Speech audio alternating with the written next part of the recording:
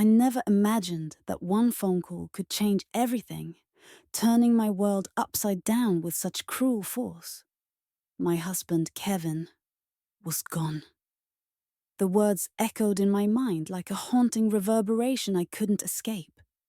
That morning had been like any other, routine, ordinary, until it wasn't. A sudden heart attack had taken him from me, leaving behind an empty shell of the life we once shared. With trembling hands and a heart pounding against my chest like a relentless drum, I picked up the phone to call the one person I thought I could rely on. My mother. Surely she would offer comfort in this darkest moment. A lifeline in the storm of grief threatening to drown me. "Mom," I choked out. My voice a brittle whisper on the brink of breaking entirely. "Kevin, he's gone." But instead of solace, her response was a jarring reminder of just how alone I truly was. "We're celebrating Sophia's birthday right now. Can this wait?" She replied casually, as if asking me to postpone my heartbreak for another day. My breath caught in my throat, a gasp of disbelief and sorrow intertwining into something almost unendurable. Could she really not hear the desperation in my voice? Or did she choose to ignore it in favor of cake and balloons? My own mother. I paused, letting the silence stretch between us, a chasm wider than any physical distance ever could create. In that moment, it struck me. Perhaps I'd always been second place to celebrations and obligations that never included me. Hanging up felt like closing the door on an old chapter where I'd been naively hopeful that family meant sanctuary. But now, as fresh tears blurred my vision, another realization crystallized within me. A determination not born from anger or revenge, but from necessity. If support wouldn't come from those who should have given it freely, then I would have no choice but to find it within myself. From the moment I met Kevin, my world shifted. It was my first semester of college, and everything felt intimidating. A whirlwind of new faces and endless lectures. Yet there he was, my teaching assistant in Economics 101. Approachable and kind in ways that made the daunting seem conquerable. His eyes held a warmth that belied the typical TA persona. He was attentive and genuinely interested in helping us understand more than just textbook theories. "Rachel," he'd say after class, leaning casually against the desk, "you've got a knack for this stuff. Don't let it intimidate you." Those words were like an anchor in the stormy sea of academia. We connected over campus coffee breaks, our shared laughter echoing in the bustling student union. It wasn't long before those meetings stretched into moonlit walks across quads and late-night talks, drenched in dreams of a future that seemed boundless. Kevin's drive was magnetic. He excelled not only as a TA, but also as my confidant, seeming effortlessly to balance his studies while nurturing our budding relationship. I had never known such certainty amongst life's chaos. When he proposed during our senior year under a canopy of autumn leaves, surrounded by the vibrant hues of change, saying yes seemed like destiny woven into every fiber of existence. We married young, full of hope and naivety that youth often affords. We crafted our life meticulously. Like architects building a dream from blueprint fantasies, Chicago became our canvas. Kevin thrived in his financial job there. His career soared with the same dedication I'd fallen in love with back on campus. Our beginning was something out of fairy tales, promising, filled with love and mutual respect. Little did I know then how easily foundations could crack beneath what appears solid ground. The seeds of happiness we planted together flourished in unexpected directions. There are moments in life that define you, And then there are those that test every fiber of your being. Our path to parenthood was the latter. I remember sitting in the sterile, cold exam rooms, clutching my husband's hand as we listened to a doctor's voice, detached yet filled with sympathy, explaining why our dreams were slipping through our fingers. 2 miscarriages. Each one felt like losing a piece of my soul. I would lay awake at night, staring at the ceiling, replaying every decision, every moment, wondering if it was somehow my fault. Tears would silently trace paths down the sides of my face as I tried not to wake him asleep beside me. But he knew. Of course he knew. Perhaps it was the way my shoulders shook slightly, or how I gripped his hand tighter without realizing when sleep finally claimed me for a few brief hours. Then came the cycles of hope and despair, wrapped into failed rounds of IVF. The anticipation during those long weeks felt endless, only to be shattered again by another negative result. Each failure was a stab wound, leaving scars deeper than anyone could see, except us. But we clung to hope like a lifeline in an endless sea, believing against all odds that one day we would hold our child in our arms. And then it happened. A faint line on the pregnancy test that grew stronger over the days, like a whisper growing into a song. Rachel was pregnant. With Lily. And just like that, amidst all the pain and loss, came this tiny beacon of light. A miracle we named Lily, who is now 8 years old and fills our world with laughter and love we once thought impossible. It's curious how one small person can redefine everything you ever believed about life and resilience. Looking back at those harrowing times makes me realize just how much strength lies within us when we refuse to give up. I remember the way my heart swelled every time I spotted him, standing on the sidelines, eyes glued to the field with a look of unyielding pride. My father, Kevin, was a constant in my life, a lighthouse guiding me through the tumultuous seas of adolescence. He was more than just a parent. He was my coach, my cheerleader, and most importantly, my unwavering support. Every Saturday morning, as dew still clung to the grass and the world slowly stirred awake, he would be there at the soccer field. His presence a comforting assurance. His voice would rise above the crowd's murmurs, calling out not just instructions, but encouragement, reminding me that I was capable of anything. "Great pass, Lily! Keep it up!" he'd shout, his voice carrying warmth that seemed to wrap around me like a shield. Those moments were not just about winning a game. They were lessons in perseverance and belief. His dedication didn't stop at the sidelines. Dad attended every school event, be it an award ceremony or a simple parent-teacher meeting. His involvement was never forced or obligatory. It was genuine interest in seeing me grow and succeed. I often wondered what drove him to be so present when so many others faded into the background of their children's lives. But then I'd see him glance towards me with that familiar twinkle in his eye, as if silently saying, "I'm here for you." And everything made sense. As I reflect on those days, now, I realize it wasn't just his presence that mattered. It was his love manifesting in actions big and small. It was knowing that no matter what happened on or off the field of life, my dad had my back. But what happens when such steadfastness is threatened? When life tests these bonds? That's when true understanding begins.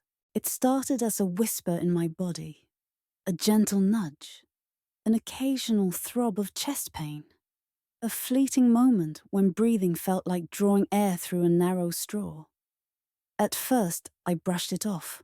Who wouldn't? Life was chaotic enough without adding health fears to the mix. But soon the whispers grew louder, demanding attention I wasn't quite ready to give. I finally found myself in the sterile, brightly lit confines of a doctor's office where I expected clarity and reassurance. As I sat there listening to the rhythmic tapping of keys on their computer, I hoped for answers that would put my mind at ease. Instead, the doctor clicked through my file with casual indifference, barely looking up as he spoke. "It's probably nothing serious," he said, with an air of detached certainty. "Just take it easy, get some rest, and maybe cut back on caffeine." His words danced around me like empty promises. I wanted to believe him, that these symptoms were just minor inconveniences easily brushed aside. And yet, as I left his office, a small voice inside me whispered doubt. What if they're wrong?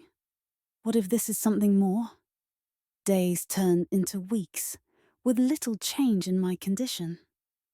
Every skipped heartbeat was a reminder of those clinical walls and dismissive words.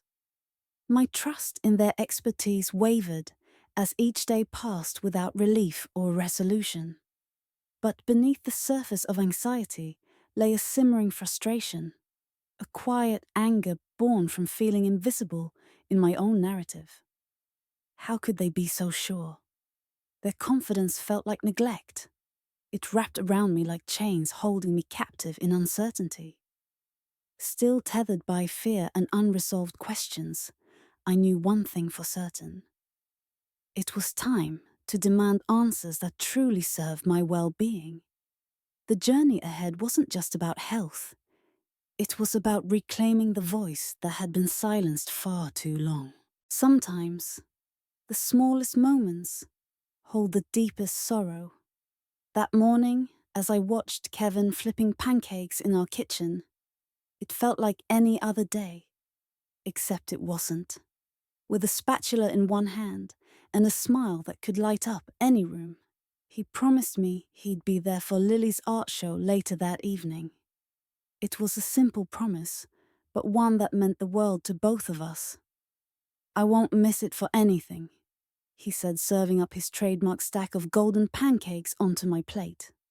His words seemed so ordinary at the time, yet they carried a weight I couldn't possibly understand then.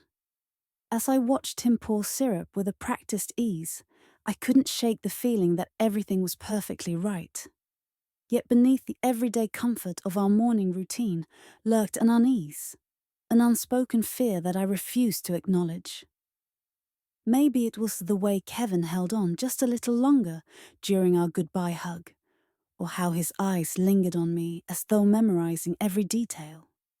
Hours passed in a blur of tasks and mundane chores until the phone call shattered my carefully constructed calm.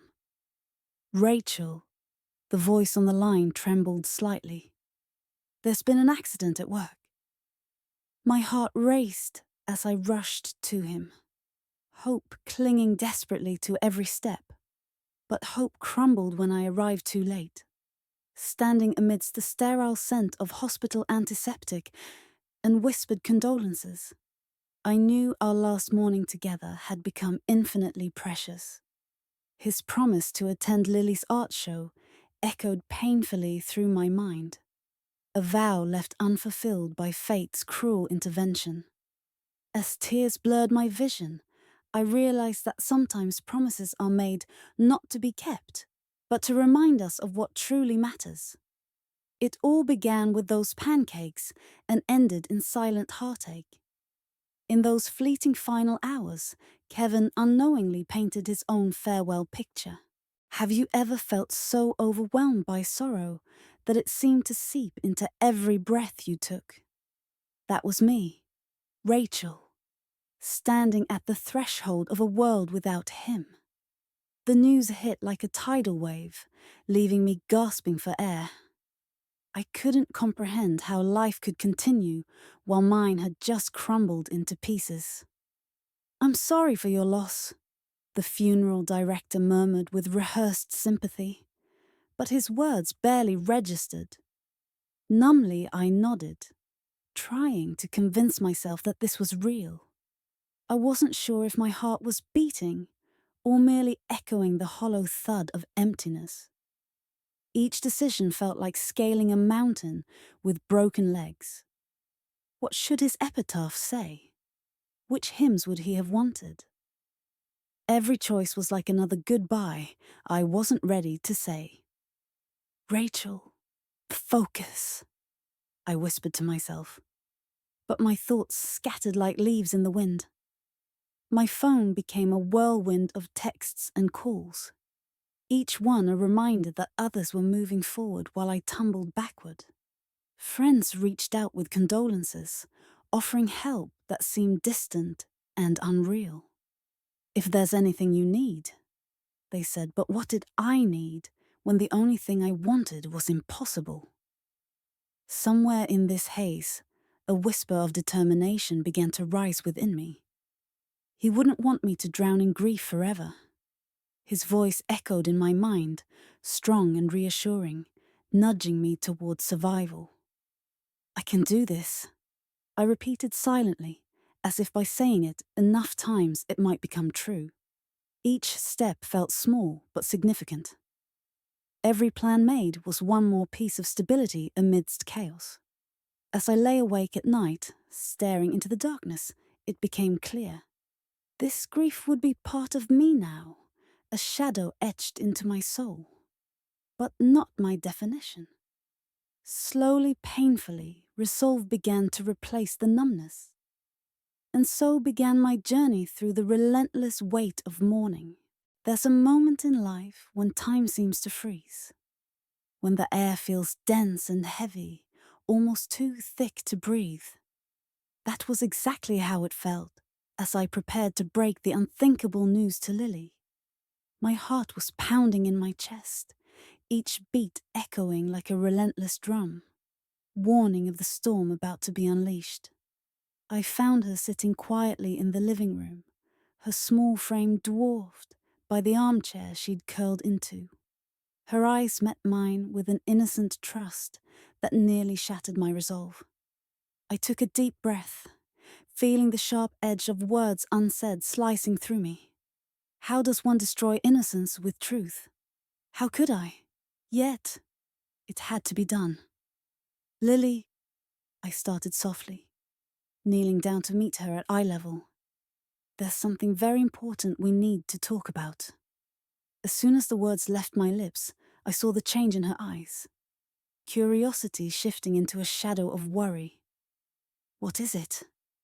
Her voice was small and tentative, already sensing the emotional gravity hanging between us. Your dad. He's not coming back, I managed to say, before my voice cracked, overwhelmed by the sadness I'd tried so desperately to contain. Her face crumpled, instantly into a mask of confusion and disbelief. No! She cried out, a piercing sound that tore through the room like a knife. I want my daddy! Her wail was primal and devastating, echoing around us like thunder in a storm-ravaged sky. It was a sound that seemed to come from every part of her, a guttural cry for someone who would never return. Her pain became tangible, filling every corner of my heart with its weight. Watching her crumble under the burden of reality was like witnessing something sacred being undone. In that moment, I realized how truly helpless love can feel in the face of such raw grief. There are nights that seem to stretch infinitely, wrapping around you like a shroud, suffocating and relentless. That night was one of them. I found myself crumpled on the bathroom floor, my sobs echoing sharply off the cold, impersonal tiles. Each gasp for air felt like a plea for relief from the anguish that threatened to crush my chest. I tried to steady my breath, but the tears kept coming, each one a betrayal of my own need for strength.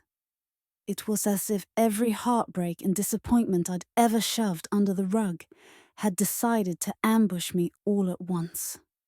The realization that I was utterly alone in this moment only intensified the pain. It twisted inside me like a knife. In desperation, I reached for my phone. my last tether to the world outside this suffocating space. My fingers trembled as I dialed the number I knew by heart. Mum and Dad's voices were supposed to be my haven, a refuge where I could lay down my burdens and find solace. The ringing seemed to last an eternity, each unanswered beep amplifying my isolation until finally... "Hello?" Mum's voice came through, soft yet distant, a lifeline tossed into my stormy sea. "Mum," I choked out, forcing the words through clenched teeth. "I can't. It hurts so much." There was a pause, a silence heavy with expectation and hope. And then her gentle reassurance came flowing over me like a balm. "Rachel, we're here," she whispered. And for a moment, the storm within me quieted. But as much as her words offered comfort, there lingered an emptiness they couldn't fill entirely. As we spoke, I realized that sometimes, even when someone reaches out, your battle remains yours alone to fight. In the muffled symphony of laughter and clinking glasses, I stood at the periphery of my own life, watching my mother revel in the joyous chaos of a birthday party. Her laughter cut through the room like shards of glass, mirroring what felt like an indulgent ignorance to my quiet desperation. As I approached her, hoping for a moment of connection, she glanced at me with that familiar mixture of fondness and distance, as though I were, for just this brief interlude, a fleeting thought brushed aside by merriment. "Can you manage tonight?" she asked casually, her eyes flicking back to her friends before any answer could truly register.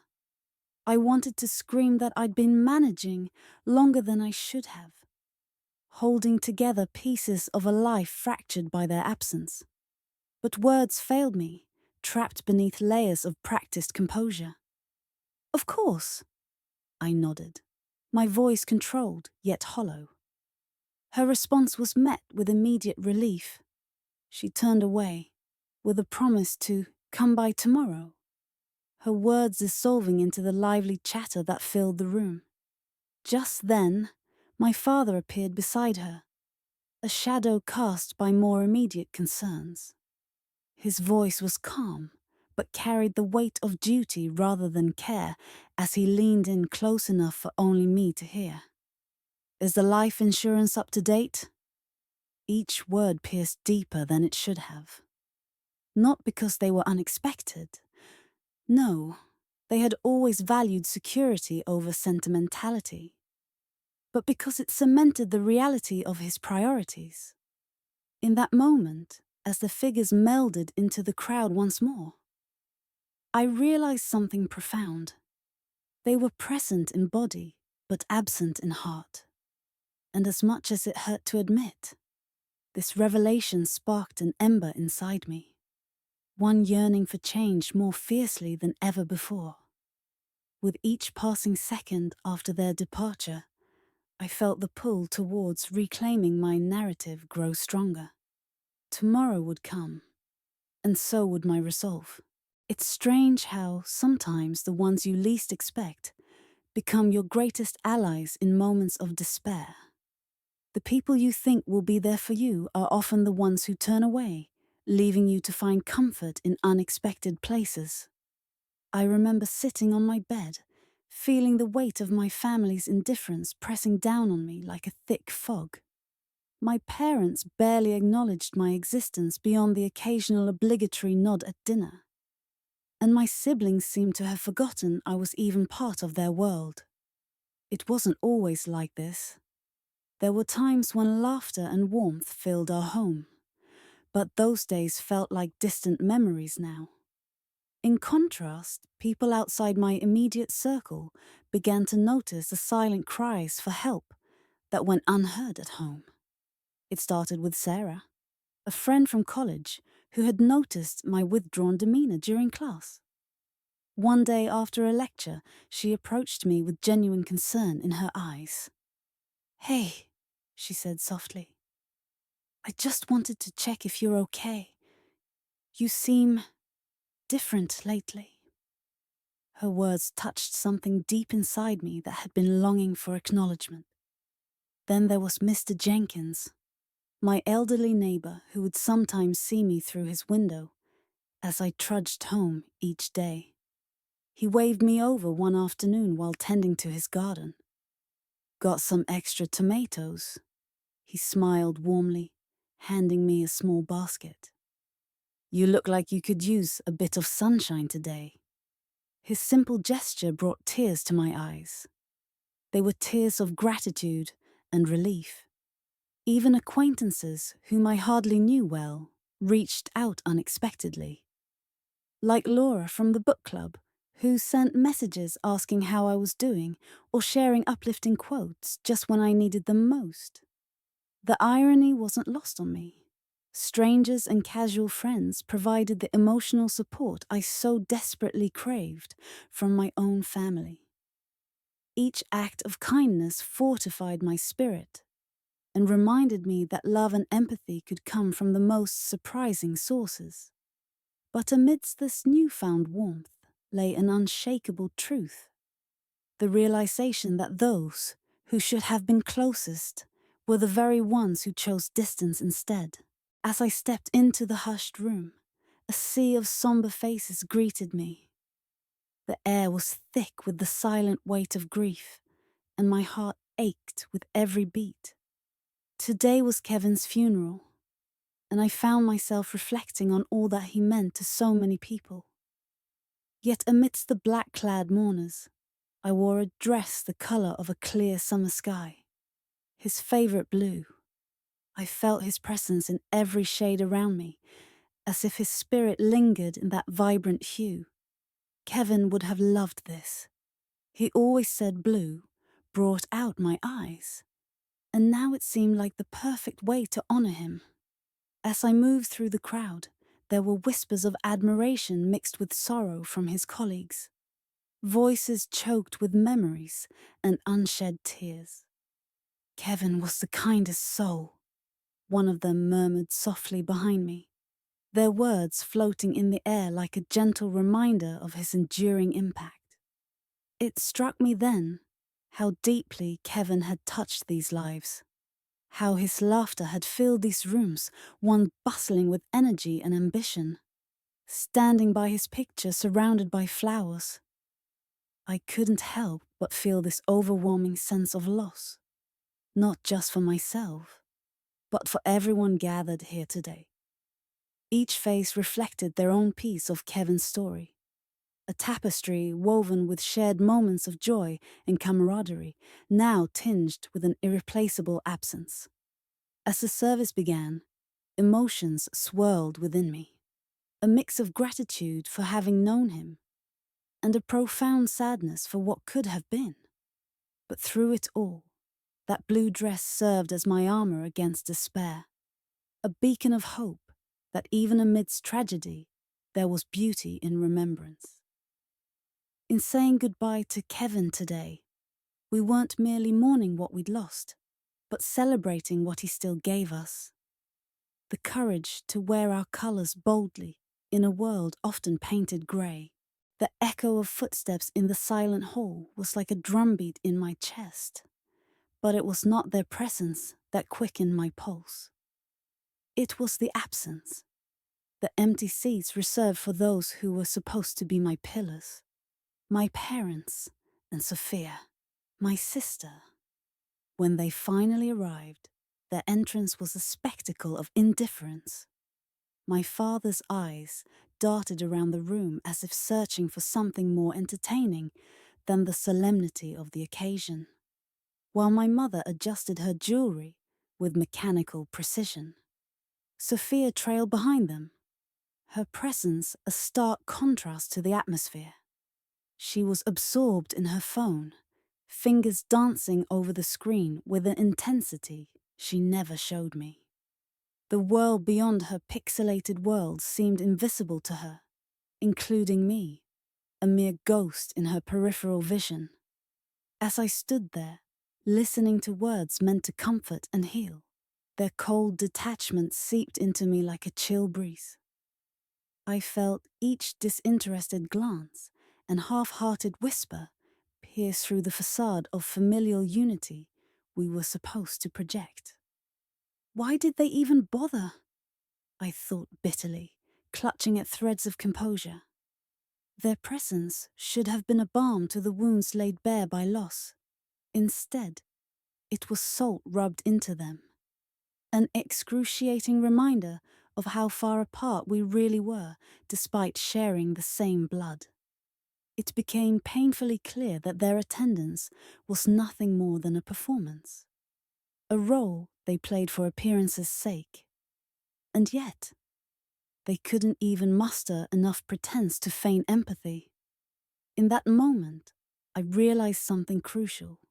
Sometimes the ones you expect to hold your hand during trying times are merely rehearsing the lines from a script they never truly read. As I turned away from their apathetic tableau, determination began to simmer beneath my skin. A quiet vow that I would no longer be an understudy in their shallow production. The moment Marcus walked through the door, a wave of unexpected relief washed over me, as if my heart had been tethered to an anchor and was now suddenly free. My brother had come all the way from Japan, not just to visit, but to be here for me in one of my darkest times. I watched him scan the room, his eyes meeting mine with a familiar warmth that made me feel, even just for a fleeting second, that everything might be okay. "Lily," he said softly, walking towards me with open arms. It was as if his embrace was woven with all the unspoken words and reassurances I desperately needed. As we pulled apart, his hands wrapped around mine. A gesture so simple, yet profoundly grounding. "I'm here," Marcus whispered. "I'm not going anywhere." In that moment, it was as though his presence alone began to stitch together some of the unraveling edges of my world. Just seeing him standing there reminded me of who I was before this whirlwind of betrayal and pain tore through my life. I remember thinking, this is what family is supposed to feel like, solid and unwavering. His support became a beacon in an otherwise tumultuous sea. Every word we exchanged seemed infused with a deeper understanding. We didn't need to say much for him to grasp the weight I was carrying. Marcus always had this rare ability to sense what lay beneath the surface. He wasn't just present physically. He understood in a way only an older brother could. Together, holding onto his hand like a lifeline, I felt a renewed strength bubbling inside me, the kind that whispers, "You are not alone." With Marcus by my side, the path ahead seemed a little less intimidating, and loneliness receded into shadows. And as he stayed there with me, each passing second deepened my resolve. If I had my brother's strength beside me, there was no storm too fierce that I couldn't weather. Standing alone in the corner of a bustling reception hall, I felt like a ghost at my own celebration. My eyes scanned the room filled with laughter and clinking glasses. Yet there was an unmistakable heaviness in my heart. Amid the sea of familiar faces, my father's voice suddenly caught my attention, pulling me out of my reverie. I turned slightly, trying not to appear obvious, as I edged closer to where he stood talking to Uncle Joe. The tone was casual, seemingly harmless, the kind of conversation you'd expect at such a gathering. But then, like a sharp needle puncturing a fragile bubble, I heard it. Kevin's name, followed by the words life insurance and good fortune. My heart clenched, a rush of disbelief and anger swelling within me.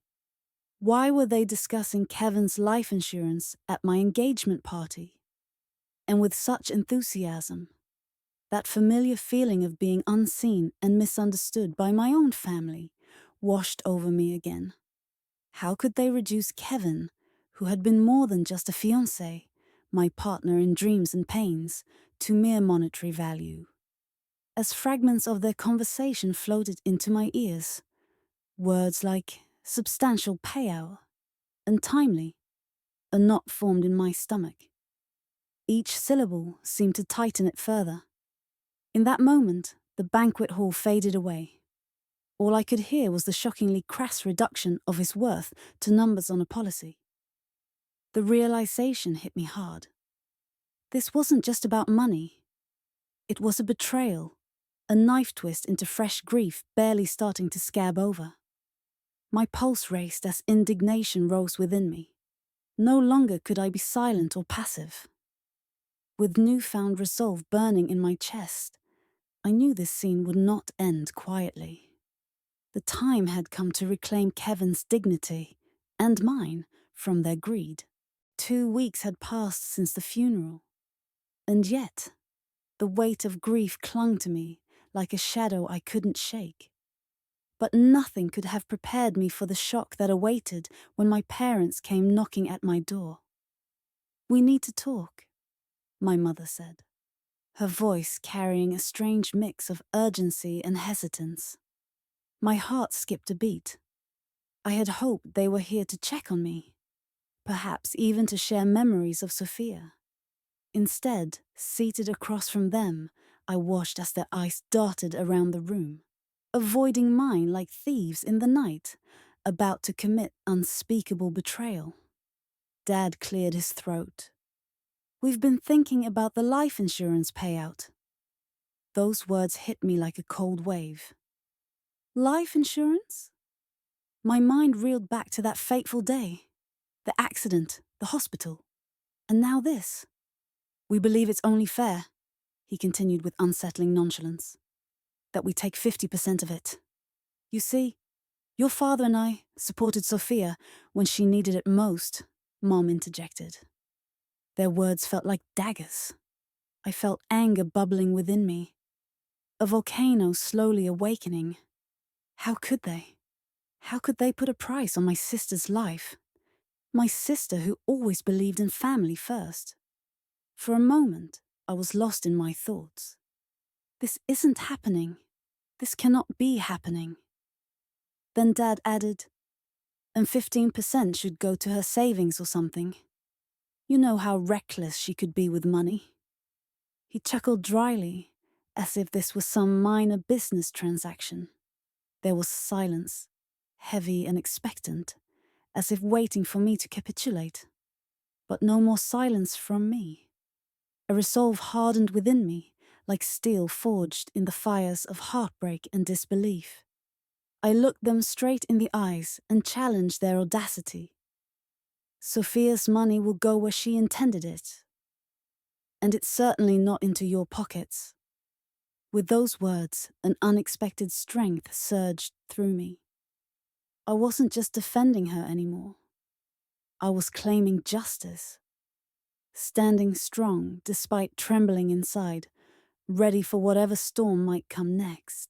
Have you ever reached that boiling point where years of pent-up anger and betrayal spill over, leaving nothing untouched in its wake? There I stood, in the middle of what used to be my sanctuary, now a battlefield where remnants of trust were about to meet their bitter end. My parents, once the pillars of my world, had somehow found their way back into my life. But this time with greed clouding their intentions. I could feel the heat rising from my chest as I looked at them. "You have no right," my voice cracked, as if breaking through years of silence.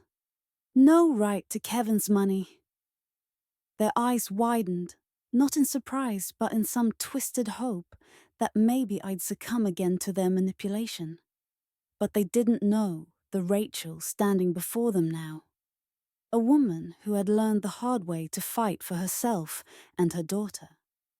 "After abandoning me and Lily," I continued, my voice gaining strength with each word, "you think you can just walk back into our lives and take what's ours?" My heart pounded as memories flooded back. The empty nights spent waiting for their calls, the birthdays passed without a single message. They had left us when we needed them most, but here they were, pretending it never happened. Anger surged through me like a wave, crashing against any remnants of restraint I had left. "Get out!" The words exploded from me, with a finality that echoed around the room. The power shift was tangible. I could feel it in every fibre of my being. As I turned to leave, without another word or a backward glance, I realized something. For the first time in a long time, I wasn't afraid anymore. This was my life, our life, and no one would take advantage of us again. I remember the day my world was quietly shattered, not by an earthquake or a storm, but by a whispered conversation. I was nestled under the old oak table, the one with gnarled legs that had witnessed generations of family secrets. My grandfather's voice drifted through the room like a cold breeze. "Getting money because Daddy died." Those words pierced through the air and lodged themselves in my chest, heavy and unmovable. My father's death wasn't just numbers on a page. It was an absence so profound, it enveloped every inch of our home. But to hear it reduced to something transactional, it ignited a flame of bitter understanding within me. They spoke about him as if he were a currency, not the loving man who used to dry my tears with his jokes and warm hugs. In that moment, I felt an unfamiliar anger simmering beneath my skin, an anger mixed with deep wells of sadness and disappointment. My family had always been distant shadows, offering neither love nor support after he passed. Their indifference had wrapped around my heart like icy chains. But now, this revelation snapped something inside me. I spent that night crafting an invoice, a symbolic gesture for all the affection they never gave me. Each word was written with trembling hands and a clarity born from hurt. For every neglected birthday wish, for every tear shed alone, for every silence when words were needed. The list grew long as I poured out years of silent suffering onto those lined pages. This wasn't just about money. It was about holding them accountable for all they took without even realizing it. The love that should have been mine by right. As I placed that invoice into an envelope addressed to them, I felt lighter somehow. It was time they understood what their neglect had cost us both. And maybe, just maybe, it was time for me to find strength in facing them and reclaiming my own worth. There are moments in life when silence becomes the loudest sound, and today was one of those moments. I stood there, my hands trembling ever so slightly, clutching a piece of paper that I had carefully crafted over days of reflection and quiet determination. It was just a simple sheet, yet it bore the weight of years' worth of unspoken words, buried emotions, and the unyielding love that held our broken family together. "Family," I began with a voice steadier than I felt inside. The room, once filled with idle chatter and forced smiles, fell silent. They all turned their eyes towards me. My mother, her eyes tired yet hopeful. My siblings, their curiosity tinged with skepticism. I unfolded the paper slowly, deliberately. There were no grand gestures or fancy titles at the top. Just 2 sentences that captured the essence of everything I needed to say. $0 for being there when Daddy died. My voice echoed softly against the walls that had witnessed our happiest and darkest times. $0 for comforting Mom, I continued, letting each word sink into the stillness around us. A pause lingered in the air, as if time itself had stopped to listen more closely. In those brief moments, I saw a myriad of emotions flicker across their faces. Confusion transforming into realization, resistance yielding to acceptance. "This is what you earned," I concluded gently but firmly. My heart raced, as fear warred with hope inside me. Would they understand? Could they see beyond the simplicity of words to the depth of love they represented? As the truth settled in, that real value isn't measured in dollars but in actions and presence, something shifted within me too. A newfound strength emerged from sharing my truth out loud. Here was my declaration, a testament to love's enduring power beyond loss and grief.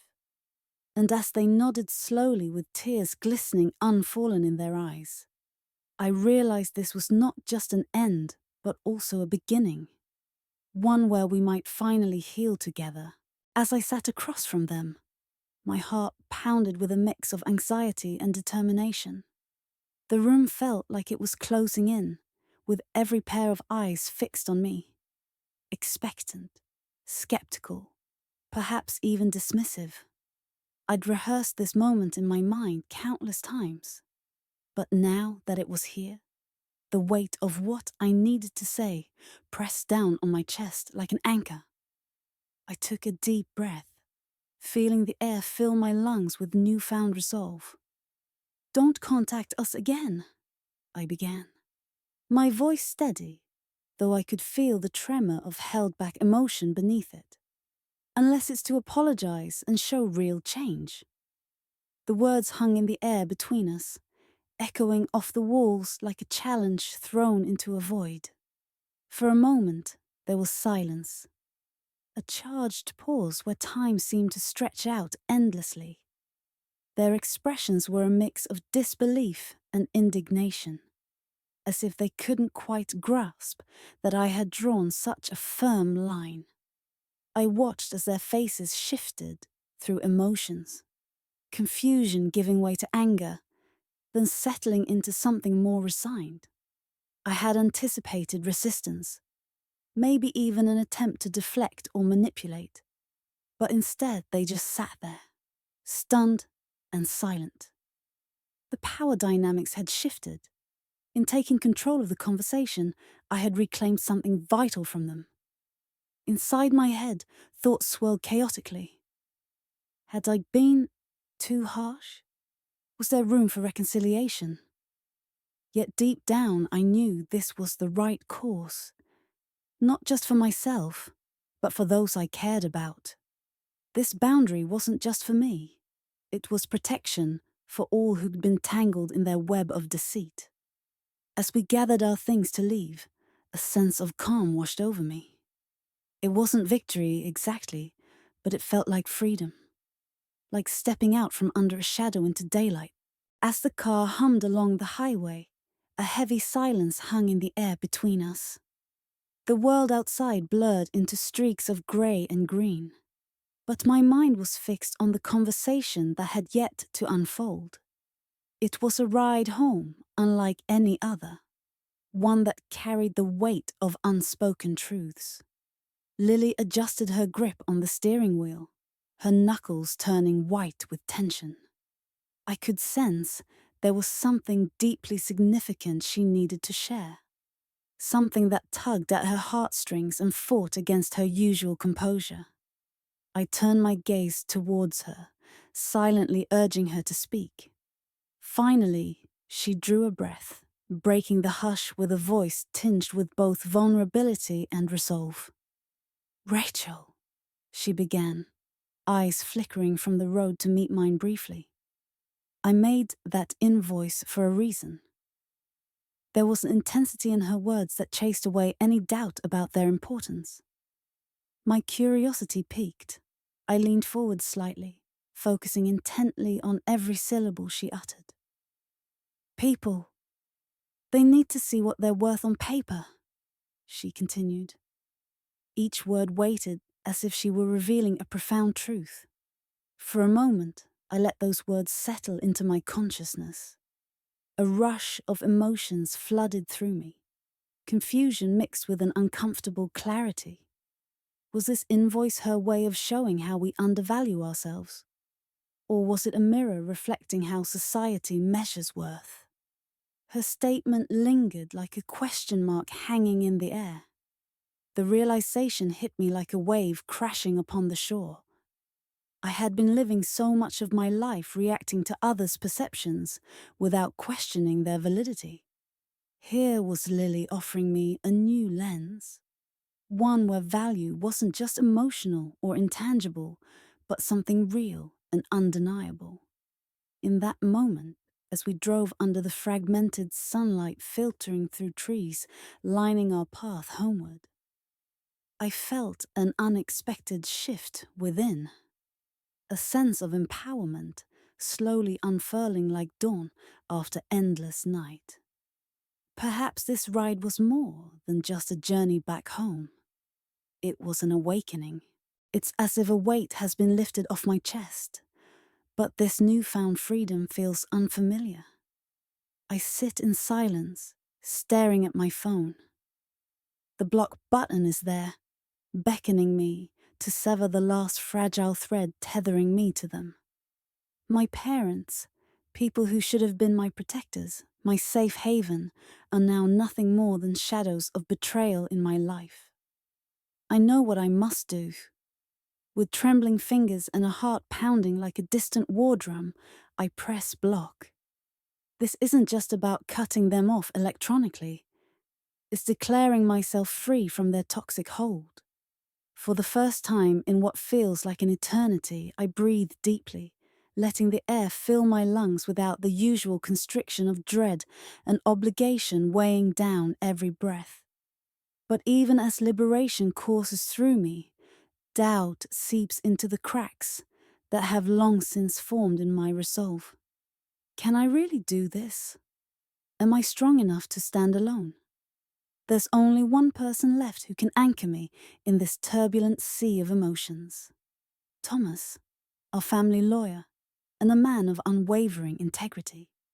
Sitting across his polished mahogany desk, I cling to his every word like it's a lifeline. Rachel, he says, with a calm authority that soothes my frayed nerves. The will is airtight.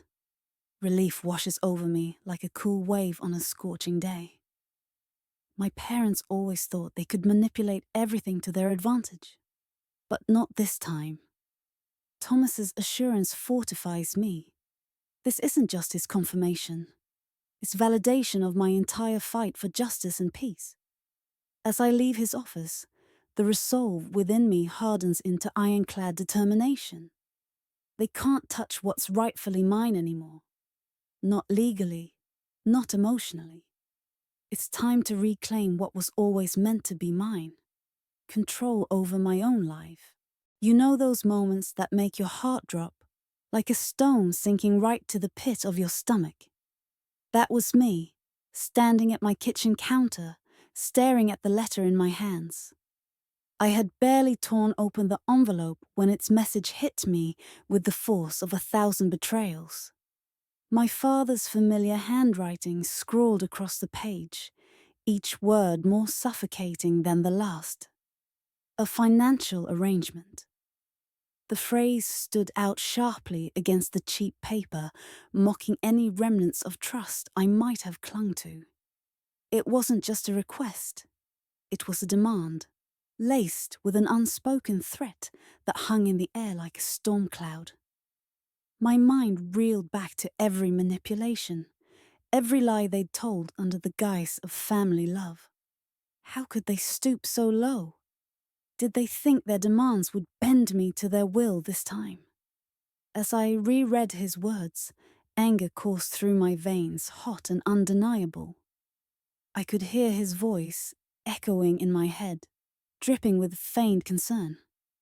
"It's just for our security. You understand?" he would say. But I wouldn't be fooled again. No more sacrifices at their altar of selfishness. I was done being a pawn in their twisted game. This letter wasn't just paper.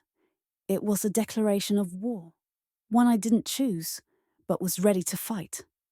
With trembling hands, I crumpled it into a tight ball and tossed it aside. The sound of it hitting the floor echoed through the empty room like a thunderous rejection of their toxic control. In that moment, something shifted inside me.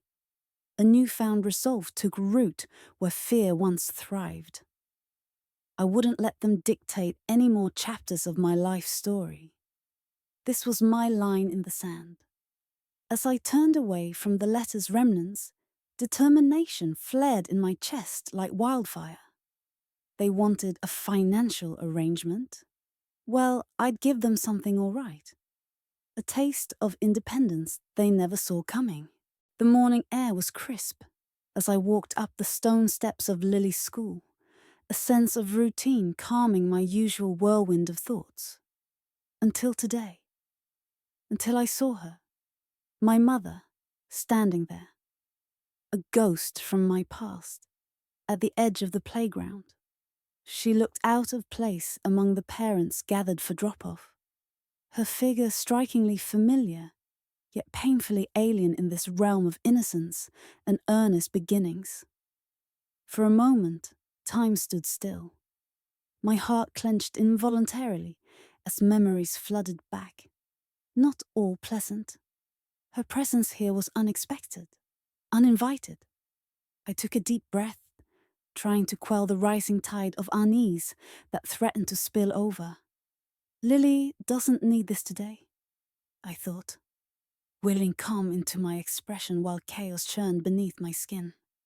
Rachel, she called out, her voice an unsettling blend of excitement and desperation. I hesitated, caught between my instinct to protect and my desire to confront. What are you doing here?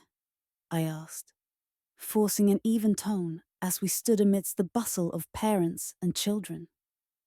Her eyes searched mine, perhaps looking for forgiveness or a sliver of the connection we once had. I just wanted to see how you're doing, how Lily is doing. I could feel the pulse in my temples intensify with each word she spoke. Words so simple, yet loaded with years of unspoken history. You want to be in our lives? My voice was barely above a whisper, but steely with resolve. Respect our boundaries. She nodded slowly, perhaps sensing the steel wall I had forged around myself over the years. With that single sentence, I drew an uncrossable line in the sand between us. As she turned away silently, I felt a strange mix of relief and regret settle into my bones. It wasn't victory yet. It was merely a step toward reclaiming peace for Lily and me. This wasn't over, but it was a beginning. I never expected to see their handwriting again. Yet there it was. An envelope resting awkwardly among the usual clutter of bills and flyers. My heart raced as I held it. The familiar scrawl on the front instantly recognizable. A ghost from a past I had tried so hard to bury. With trembling hands, I opened the letter. Each word seemed to leap off the page with a sincerity that felt both genuine and disarming. They didn't ask for forgiveness. They knew better than that. Instead, they acknowledged everything. The betrayals, the lies, the hollow promises. It was as if they were pouring their soul onto paper, admitting to their failures without any expectation of redemption. I know I failed you, the letter began, and I cannot undo the pain I've caused. Reading those words, a part of me wanted to dismiss them outright, to believe that this was just another manipulation tactic.